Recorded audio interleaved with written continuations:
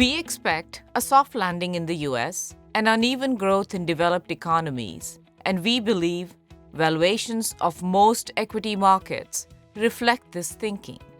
Therefore, in our global asset allocation portfolios, we hold a largely neutral position relative to our strategic benchmark allocations. Let's take a closer look.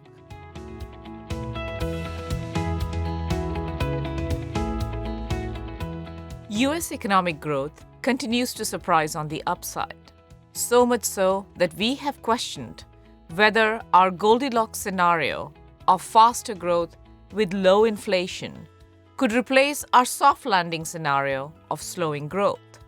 However, a deeper dive into the growth and inflation dynamics convinced us to maintain our outlook for deceleration in US growth, with inflation falling towards Fed's target of 2%.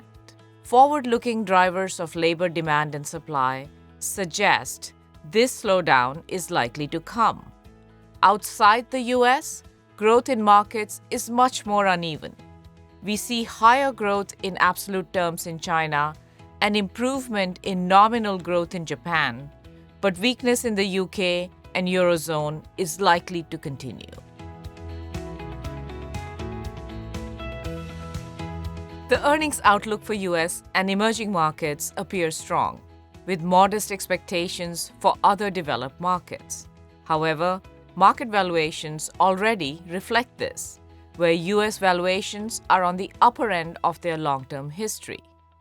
Most other regions show valuations close to long-term medians. Given our outlook, we maintain close to benchmark allocations for most regions except developed international equities, where we hold a slight underweight position. We expect the Fed to cut rates this year, but perhaps not as much as the Treasury market is pricing in. In fixed income, we maintain close to neutral allocations for most sectors except high-yield bonds, which we favor over Treasury inflation protection bonds. We are worried about a potential risk scenario where continued conflict in the Middle East raises oil prices and makes it harder for the Fed to act this year.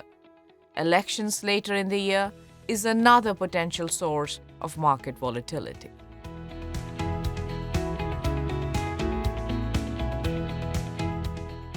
Overall, we hold a slightly underweight position to risk, with a modest underweight to global equities and inflation protection bonds.